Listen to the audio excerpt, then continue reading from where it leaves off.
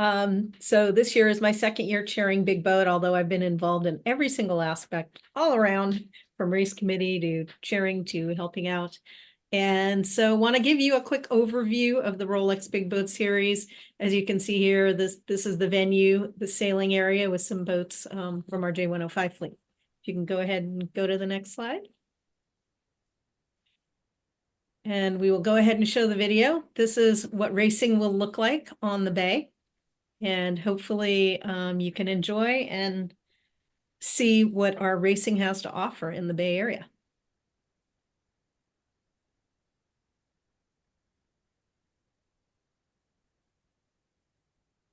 Fortunately, I'm not sure that the sound comes through on a webinar, but certainly if you go to our website, you can see the same video with all the great sounds and music playing and all the great boats. But suffice it to say that we are a world-class sailing area with a very storied history of the Rolex Big Boat Series.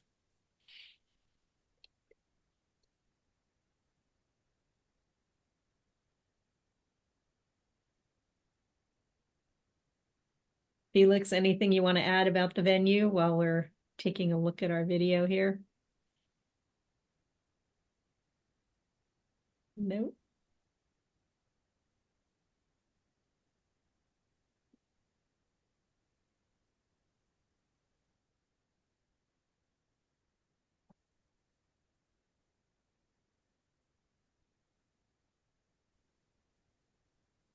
Maybe Nadine, I'll fill the void. All right. As a ex-Southern Californian, this event was for years and years and years the signature event of West Coast sailing. It's the venue, it's the breeze, it's the hospitality, it's the whole package. This is one of the world's greatest sailing venues for this sport. That sounds like a cliche, but I've been around the planet and I can say with certainty that this is absolutely true. So for one, am looking forward to coming back in September, and I hope those that are joining us tonight and all their friends will also do the same. Thanks, Dobbs. I agree. I lived in Southern California for 10 plus years and came up here racing all kinds of different boats, but first time was in an Express 37. And I won't even say how many years ago, but same thing. Loved the racing, came up, enjoyed it all. And here we are many years later, running it again, and glad to have everybody who hopefully can participate. Anyone else want to chime in on while we're talking about venue? Seadon or Bill, I know both of you have been out on our bay for many, many years. Yeah, I don't know how many big boat series I've done, but I've probably done more big boat series than any other regatta. Yeah, it's one of those must do. I mean, you don't miss the Big Boat Series. You sort of miss the whole summer if you miss the one regatta. It's the big finale to the summer. And it's just big wind, big current, big parties. It's a huge event. Yep, not always big wind. I think that we've had in the last few years, there's always maybe one day or one race that's very pleasant, sunny, warm, people in shorts and t-shirt enjoying even 10 to 15 knots versus 20 plus. So we always have variety. So it seems like that will hopefully happen again. And see the smiles on everyone's faces. Everybody's loving the event. The video is probably almost 4 minutes long. So we should be close to the end, and then we can move on to the next section as soon as it's done.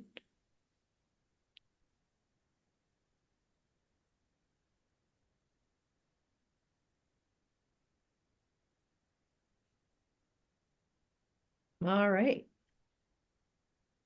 There we are. Thank you. Exactly. Yeah.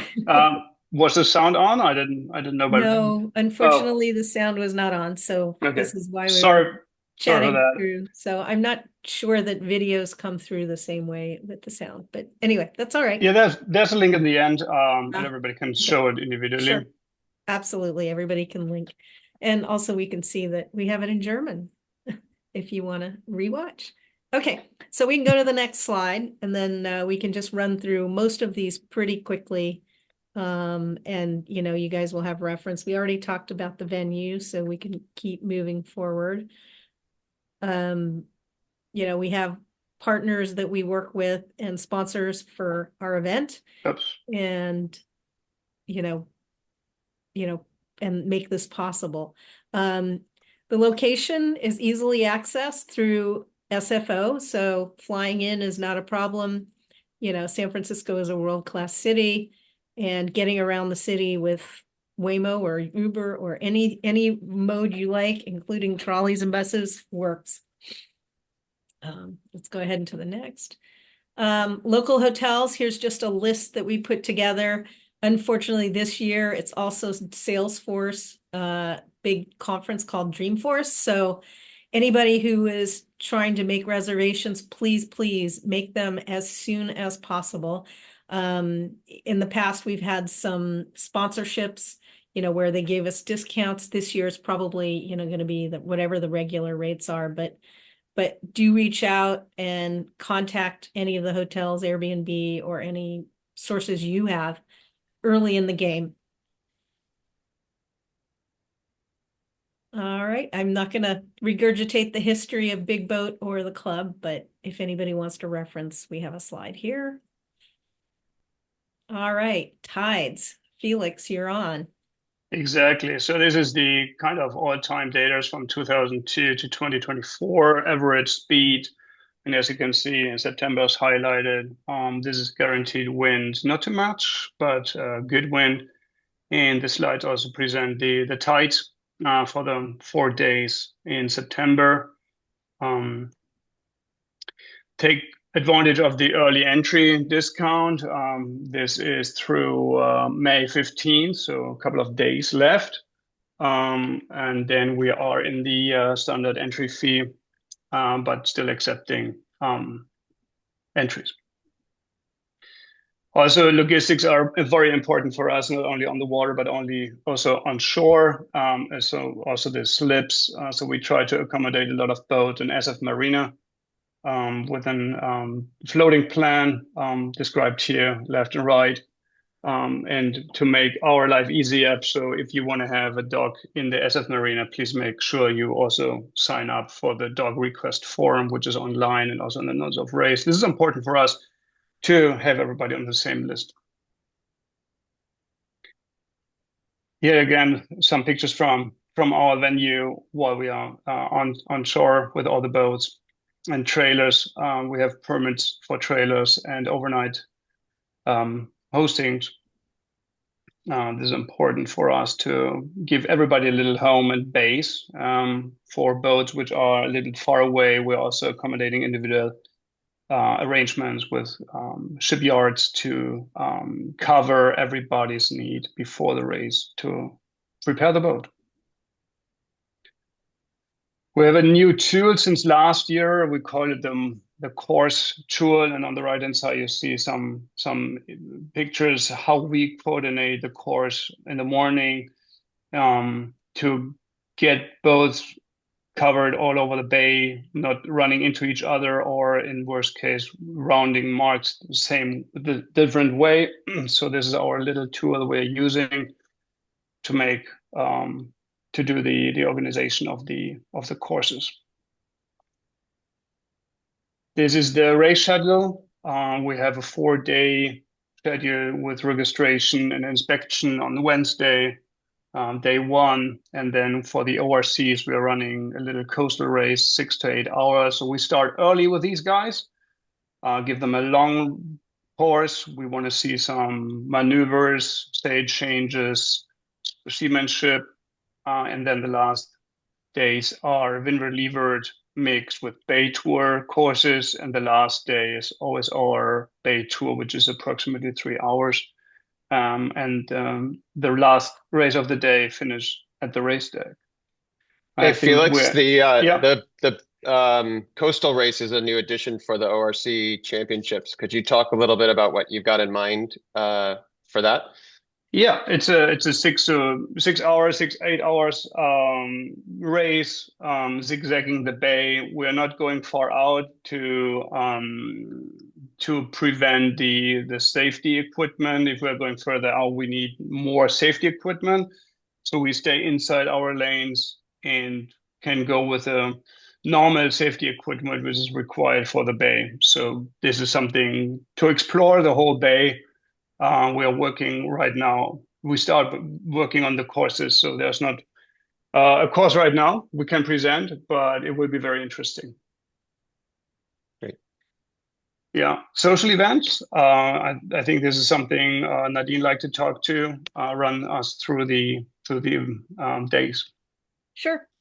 All right. First day, as Felix mentioned, is mostly, inspections and registration. Following this competitors briefing, we're going to have the Rolex Commodore's reception in the large tent. And that is usually, if you're looking at great food and great appetizers, that's the one that Rolex spends the most money on. We have our new structure in the top right corner in the picture. It's a more fixed sided tent so that, on days that it's blowing and freezing, we have a little more warmth and, just a better look and feel. And then on Thursday, we have the Rolex owners dinner. And skippers owners will get an invitation, which will come from Rolex, and for an invite with a great speaker, and just get to know the other owners and skippers in the regatta. For the cruise, we haven't forgot them. We will have entertainment in the tent, as well as some food in the tent, and just have a big party to enjoy the regatta. So if we can go back to the schedule one slide real quick.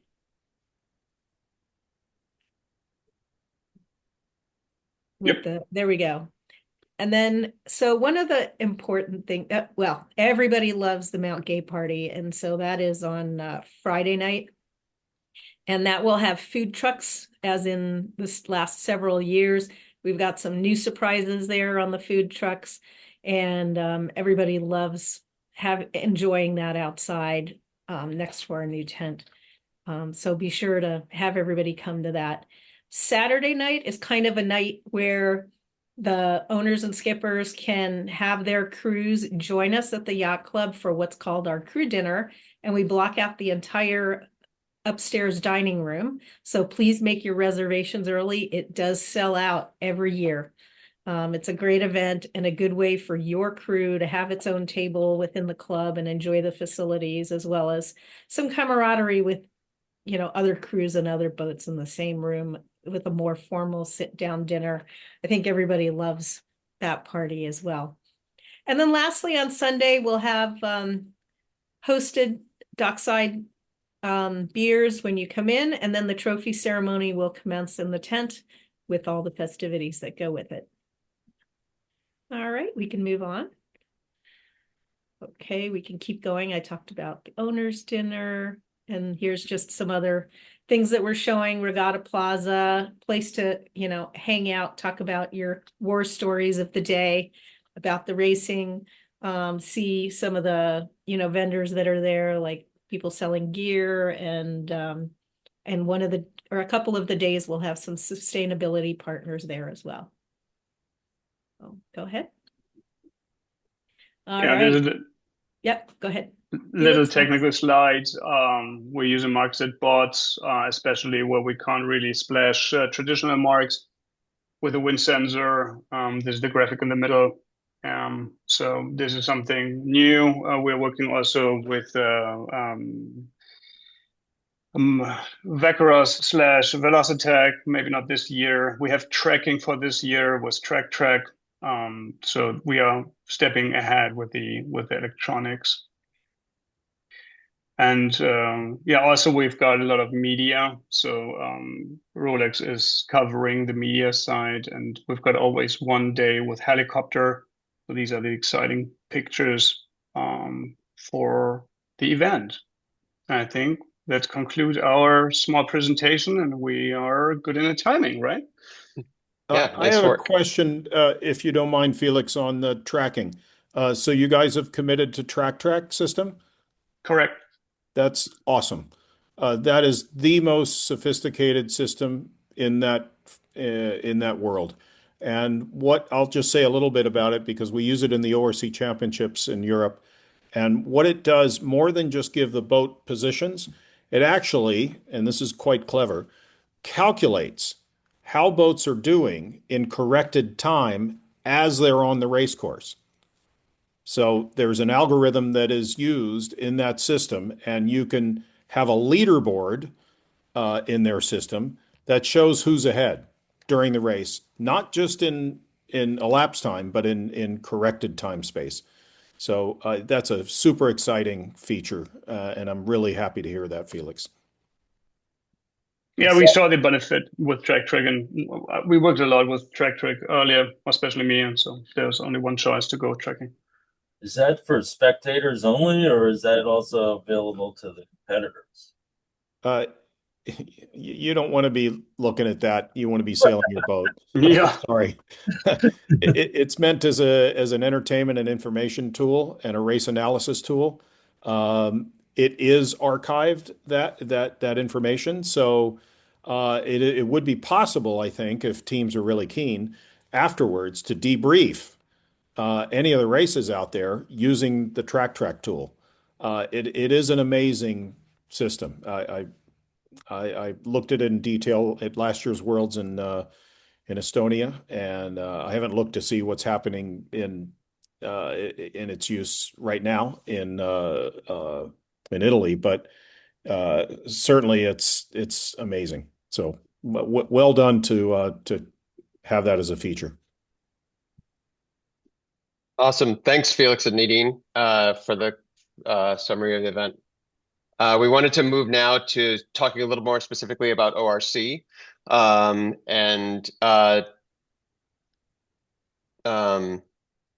I don't know if you want to sort of give us just sort of a quick quick intro to ORC and what it is and why we're so excited about it.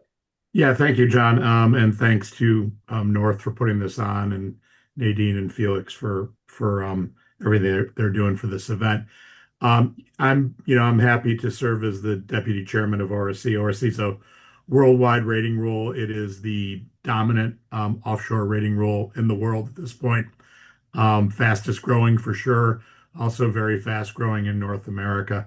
It is a science-based open system. For those of you who are interested in that, check out our website. But it's something where the U.S. Has actually made a big impact lately, I would say, thanks in large part to Dobbs's hard work, but also to the race organizers like St. Francis and the other clubs around the country that have started adopting this for use in their races.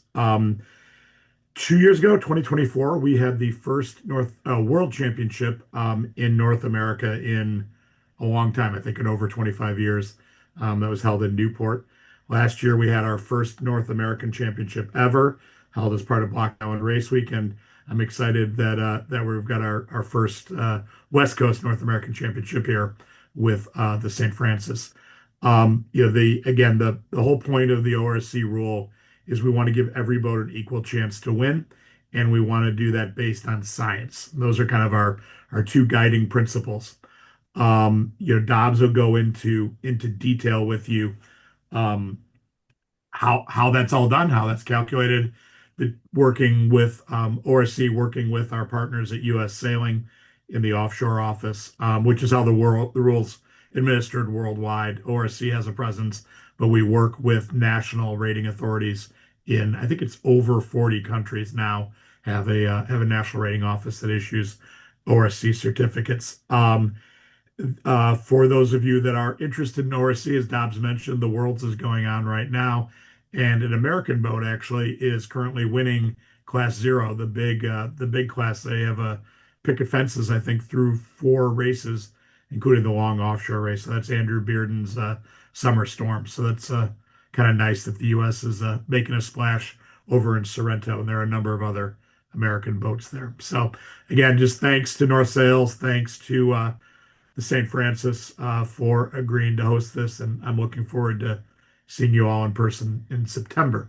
With that, I'm going to turn it over to Dobbs Davis, who is the North American Communications Director for the ORC and also a measurer, and is really the soul of the ORC in North America, and deserves all of our thanks for helping get this rule where it is. So, Dobbs, it's all you.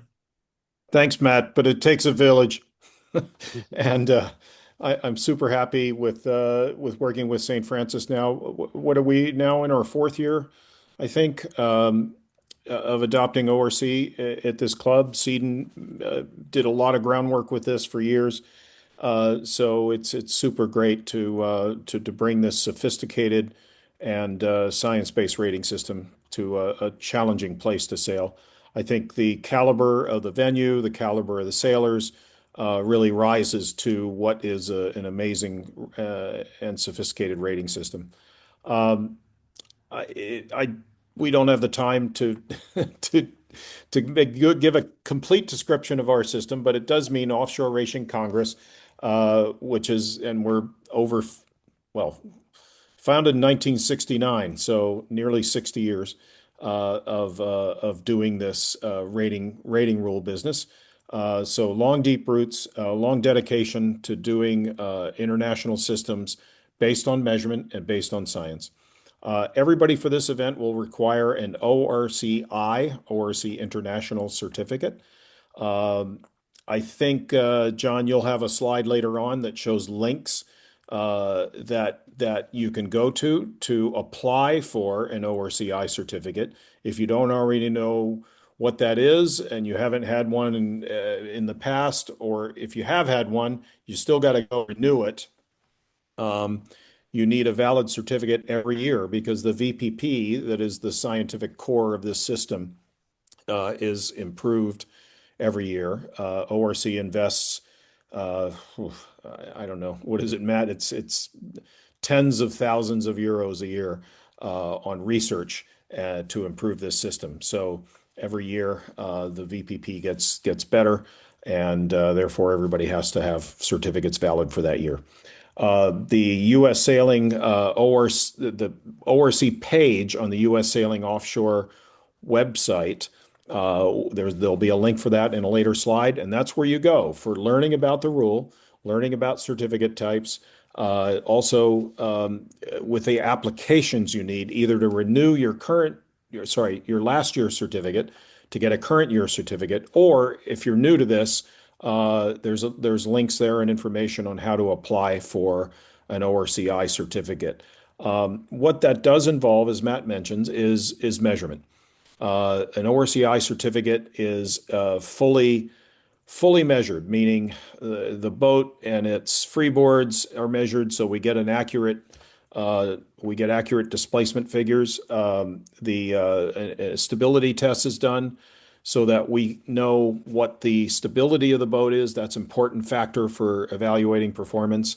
Rig measurements, and regardless of what kind of certificate that you need, if not for this event, you need an ORCI certificate, but for more casual racing, you can get an ORC Club certificate. Even those certificates still need sail measurement certificates, and I think John, maybe some of your team might talk about that.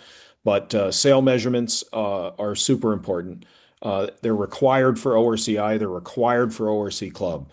So that's that is something we don't compromise on. Optimizing your boat and program to compete under ORC. I'd like to be a purist and say our rule is so good, bring what you got, we'll rate it fairly. And you know, the top teams think they have some optimization strategies, and they look closely at what the scoring is and what the types of racing there is, and whether or not it's worth it for them to carry certain sail types and so forth. I think for Big Boat Series, because this is my personal view, knowing the event, is that there's enough variety of course types and enough variety of weather conditions that it's pretty tough to optimize, meaning you're going to put all your eggs in one basket in optimizing the boat to a certain niche of performance. Um, we do see quite a variety, and we have good scoring models developed with St. Francis and their race team that describe the courses out there and the wind angles and wind speeds. So a little later with that summary slide that John's going to show, there's a link to what those course models are that give you the ratings for how you're going to be racing at the North Americans and Big Boat Series. Felix made brief mention of, for example, the San Francisco Bay Tour races. Those are typically done on Sunday, and there's a few different Bay Tour models with a variety of wind angles and wind speeds, and those are in a blended mix in a matrix to then distill to a single number time on time rating, and everything is done time on time. That I think is that's important to know. For those that aren't familiar with it, it's actually it doesn't get that it's not that difficult to convert your brain to think in terms of seconds per hour versus seconds per mile. Time on time is an inherently better system. It's a little more accurate, and it's more fair across a variety of boat types that you typically have in a class. And yeah, I think that's the summary I have. Yeah. And I'm open to any questions or any comments. But yeah, John, you wanted to run this as kind of a roundtable discussion. Yeah. Go for it. Well, one of the things that I know ORC considers is crew weight. I wonder if you or anyone else has some thoughts on sort of how ORC thinks about crew weight, how owners and teams should think about crew weight as they think about an event, especially like this one where it's typically windy. Yes. Well, that's a good question, actually, John. In our system, you can declare what your crew weight is. And the crew weight is important because in the physics of all this, the more crew you have, the more stable the boat will be going upwind or in any situation where there's enough wind to heel the boat over. Crew weight acts as a counterbalance and gives you more speed. So everybody knows that intuitively. We quantify that. So, but in rules, it's important to know that unlike class one design classes where there's a target maximum crew weight and everybody struggles to get to that, and then they take a huge sigh of relief when they've made their way in and they go eat and because they think they're never weighed again. Well, our system's a little different. Because ours is a voluntary declared crew weight, we hold that we hold you to that. And if there's ever a protest for somebody in the ORC class having a crew weight issue, we'll put you on the scales. And if your team exceeds the maximum declared on your certificate, you're SOL. It's DSQ. It's a hard line. So the advice there is don't do that. Give a ballpark figure on what your crew is and then add 10% or something. The difference in rating won't be that much, but you won't run afoul of this particular part of the rules. Great. Obviously, there's a lot of components to go into this. Bill, you and I have spoken before about sort of making sure that you've got a clean rating certificate, that it's accurately representing sort of all the aspects of your boat. Talk a little bit about things that people, especially folks who might have had an ORC certificate in the past for their boat and are moving into this season, that they want to be thinking about to make sure that their certificate is accurate. That's a good point. Thank you for bringing that up because for high-level events in our system in general, but increasingly here in the States where we're getting high-level regattas, Chris isn't here with us, but I think what we're looking at is that an ORCI certificate needs to be based on measurements that have been performed in the last 7 years. I think that's the criteria Chris is using, because there are, a lot of legacy data out there for boats that have been measured prior to that. The ORR system has very similar measurements, and some people have done a conversion from ORR certificate data to an ORC certificate. That's absolutely capable. I mean, that can be done. There's no problem with that, except that either ORR or ORC, we'd like to see certificates based on measurements done within the last 6, 7 years. So that I think might cover your topic about having a quote clean certificate, one that will be good to go. And I Thank know you. we're gonna. Sorry, go ahead. In terms of like sales certificates, if you just want to make sure that the sales that are on your boat that you have current certificates for. If you've gotten a couple new sales recently, just even if you've replaced a sale that's technically quote the same sale, it should be measured and you should have a certificate for that sale. The other thing that makes a lot of sense is if you have older sales and older certificates, have your sales remeasured. You can gain seconds per hour because sales tend to shrink over time, and you might as well take advantage of that because all the top boats do that. Yeah, thank you, Bill. And in fact, I'm going to correct you on one thing. Sales certificates are absolutely required. And one of the criteria we're going to have in our inspections prior to the event is to look to see that the stamps which have the data from your certificates on the sale, we're gonna match those to what's declared on the certificates. So that's an arena of cleanliness that needs to be observed. Chris and I worked together in Charleston Race Week a few weeks ago for an ORC, the first ORC North American Sport Boat Championship.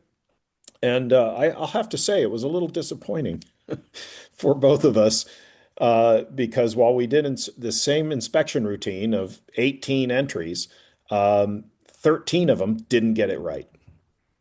And I have one more thing to add regarding sales. And I Yes. know we remind folks every year, please, please, please ensure that your sale numbers on your sales are a different color than the background of your sales. Even last year, we made a notice to everybody who was violating that. And we want to make sure that you don't have a problem with it. And as recently, even as the Three Bridge fiasco, I saw multiple boats out there who actually do race ORC and other classes. And some of them still have dark navy numbers on a black gray sail. Impossible to read sail numbers. I've sat on way too many finish lines and start lines with that issue. So please make sure you take care of that ahead of time, and your sail makers will help you do that. Make sure it's a contrasting color that's legible, readable, big enough, and the right color. Also, Good point. spinnakers, asymmetrical spinnakers for Big Boat Series require numbers on both sides of the sail, correct? Yep. Yeah. Yep. Thank you. That's good. I will also make mention that everything I've said about going to U.S. Sailing, applying for a certificate, working with them, our Canadian pals absolutely have the same function. So if we do get any entries that come down from Victoria or Pacific Northwest, the rating office up there is run by a really good guy. He works hand in hand with Chris Tutmark at U.S. Sailing a lot, and I for one, I'm going to be shaking that tree a bit to see if we can get some international presence at this event. So there is a rating office in Canada. They have absolutely the same function. And if I can add something here, I work a little bit with U.S. Sailing also, and Chris, um, this is something you need to start now. Time is your friend in getting this done. Work with your sailmaker, work with Chris's office, even if you don't have everything ready yet. Get a file started if you don't have an ORC certificate from the past. If you have one that you're renewing, get going on it now. You're not going to be able to do this in July or August, or it's going to be a lot harder to get it done then. So start working with your measurer, start working with your sail maker, but most importantly, make sure everyone who's competing in the race at this point should already be in touch with Chris. So if you're in the offshore office, if you're not, do it tomorrow, please. It'll make your life easier. He wants to work with you. We all know your sailmakers want to work with you. The measurers want to work with you. But it's a heck of a lot easier to do that in May than it is August. So please start that now. Yeah, thank you, Matt. At least it gives us a roadmap on how to go forward and get the timing right and assess the priorities so that weeks and possibly months ahead of the event, you're already good to go. You can forget this phase of things with sales and measurements. You can start focusing on your sailing and practicing. Hey, Dobbs and Felix, can you comment on what the inspection process will be before the Big Boat Series, like the timing of it and what you sort of estimate will the amount of time it'll take per boat, just so people can prepare that and not show up, the evening before the regatta? Yeah, great question. Thanks, Seadon. Our preliminary look at this is we're gonna focus on sales because that's the thing that I think is the most, let's say, has certainly the most impact on your rating. We will, because everybody is not at the venue in front of the club, we can't run it like we did in Newport or we do at the Worlds where, top three boats get pulled aside and crew weights checked and sails are checked and the boat is checked and all that. So, and as a practical solution, I think we're going to focus on a pre-event inspection of sails.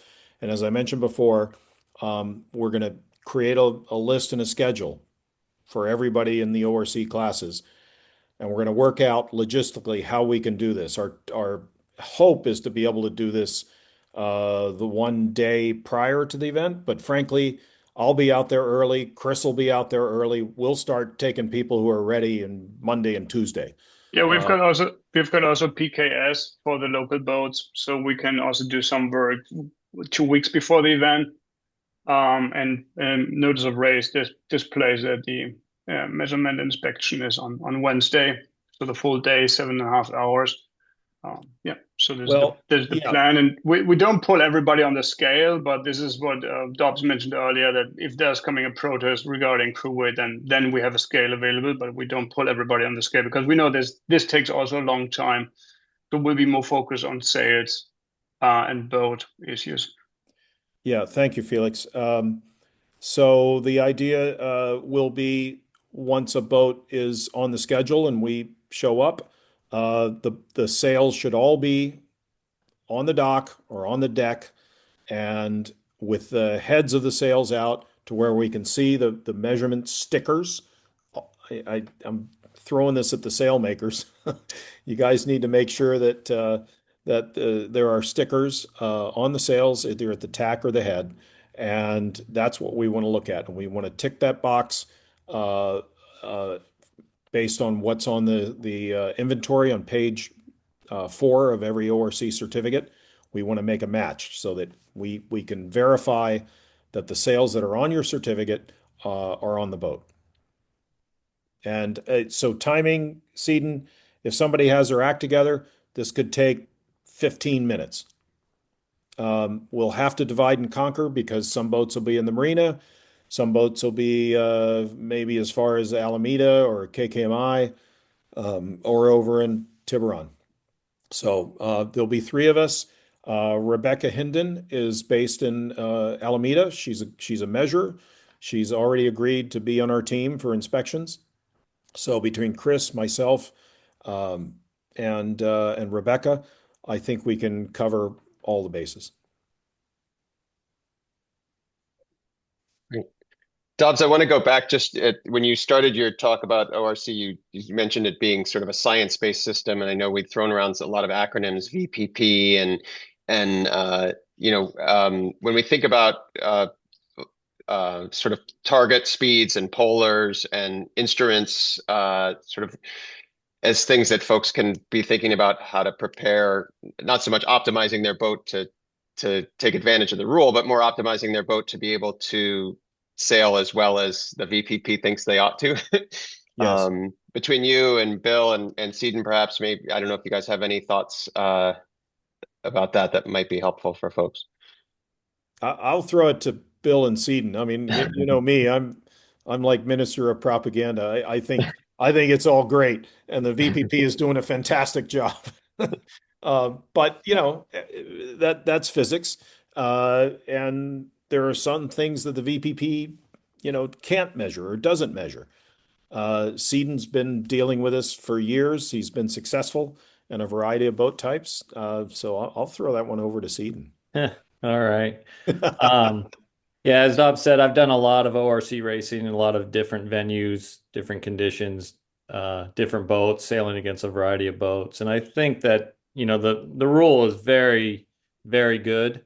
There's always a few outlier boats, which usually seem to be outliers given the conditions. But I think the biggest thing where ORC may not seem the most fair is really not doesn't have anything to do with the rule. It has more to do with the organizing authority or the race committee and how they value wind strength because it is such a big factor in the results. And you know, my experience is that if the wind is called correctly, the racing is extremely accurate and very, very close. And if the wind is not called accurately, then you have certain boats that do better and other boats that don't do as well. But overall, I've been happier sailing ORC than probably any other measurement rule that I've sailed. Any thoughts on polars and as sailors, what your use of the polars are or targets? Yeah, I use the polars really probably to investigate other boats, competition more than anything. You know, one of the nice things about ORC is that you can pull up certificates from your competition and you can get a sense of what their target boat speeds are, their target angles. It gives you a real good idea of what your competition is capable of and what you should expect. In terms of using it for the boat that you're sailing on, the boat that you have, I mean, it seems to be accurate. I think when you start to use, and a lot of boats already have these targets provided by the builder or the naval architect or somebody. If you don't, you can definitely use those polars. But I think one thing that's really, really important in order for them to be accurate is to make sure that your instruments are completely calibrated and to dedicate a little bit of time a few weeks before the regatta to make sure that is the case. Yep, that's a great point. Polars, by the way, are available, just like Seadon mentioned, certificates are available. The polars in the ORC system we call speed guides.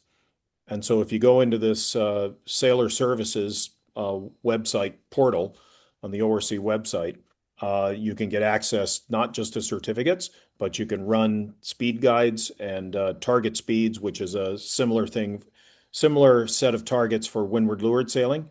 And you can get those right from the site. There's a small cost involved, but it's not a lot.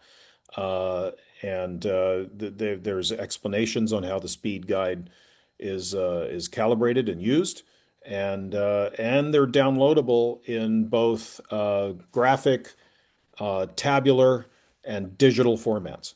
So a CSV file that you upload into your B&G system, or for anybody that might be using Expedition, there's an Expedition-friendly digital format that's part of the speed guide, and it's a click of a button to get it. I want to make mention of one other thing, guys, before I forget it.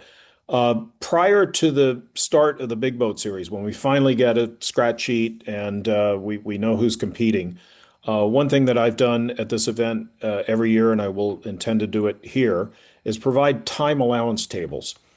So for every one of the possible scoring options that you will be encountering during the event, I'm going to create a time allowance table that will give you an idea of what time you owe or are owed by your competitors within your class. It's a very clever thing. It's an HTML file. You push a button on the margin, and the whole thing calculates itself what the deltas are as a function of how much elapsed time on the race course. So every 5 minutes, 10 minutes, 30 minutes, 60 minutes, 120 minutes, it'll tell you, all right, you owe this guy, a minute 20 in 60 minutes of sailing. So it's a very direct feedback for how you're doing tactically with everybody around you. Seadon, you've used those things, I think, and I think you've told me you found them useful. Yeah, no, they're extremely useful. I think it's one of the hard things about sailing handicap, whatever rule you're sailing, is to know how you're doing against your competition. And, with a stopwatch, you can gauge, but with the tables that you provide, Dobbs, that are provided, you can know really right away how you're doing if you owe time or if you're ahead. So it's a very useful tool, and I recommend everybody to use them, learn how to use them and use them, but they're pretty simple. Yeah, thank you. Well, I'll be on site and providing those once we get all our certificates finalized and the class splits finalized. We'll get, we've done this before, I think, Felix, where we've had those put on the website with Club Spot. I'm hoping they can put those on the ONB in their native HTML formats. We didn't have that option with yacht scoring. But the fallback is we email them to everybody in those files. Great. So we're coming up towards the end. If anyone does have questions that you want to make sure our panel gets to, please feel free to throw those in the chat. Dobbs, this is the slide I think you were referencing with Yes. just some, you want to just step through that quickly to tell folks what other resources are there? Yeah, thank you. That first one is the address of the ORC page on the U.S. Sailing website. There's a tremendous amount of relevant information there, and it's worth having a look at. Scoring models are at the bottom of the page, and those are the actual matrices that the computations for the ratings that appear on page 2 of your certificates. That's how they're done. That's where the ingredients are in the soup. If you want to look at ORC rules, the relevant ones are what we call the Red Book, the ORC rating rules. You probably don't, having a look or a working knowledge of the IMS rule, which is the measurement rules, isn't a bad thing. But understanding the Red Book rules is good, because those, I don't think we're making any alteration to those for this event. So that's a handy reference. And then further down below is the address for Sailor Services. It's a free login to get into that system. You just register and you get a password, and then off you go. Follow the instructions, take some time with it.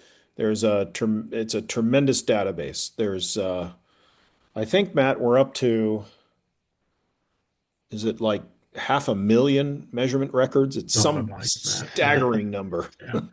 that goes back to the dawn of time. So there's some search tools there that you'll want to use, and it's pretty straightforward on how to use it. At some point, I keep saying we're going to make a video, like a YouTube tutorial on how to use this thing, and we just never get to it. But we'll get there eventually. And I think that's it. I don't see anything else in the bottom of that. Yeah. Okay. Great. Yep. All right. Well, we're coming up on 7 o'clock here, so I want to first of all say thank you very much to our incredible panel, Felix and Nadine from St. Francis, Matt and Dobbs from ORC, and then my colleagues from North Sales, Bill and Seadon. Thanks for being here, you guys, to share your very specific knowledge, which is fantastic. Just want to remind folks that we will have a follow-up conversation in June. very specifically focused on sales. There's some talk about measurements and sale inventories today. So that'll be the focus of the June seminar, and really thinking more about the conditions of the bay and how to have making sure that your inventory is set up to be what it needs to be for that. But I want to say thank you to everybody. Thanks for taking the time to be here tonight. Again, this is recorded, so we'll be sending that out, and enjoy the rest of your evening. And looking forward to seeing everybody at the Big Boat Series and the ORC North American Championships this fall.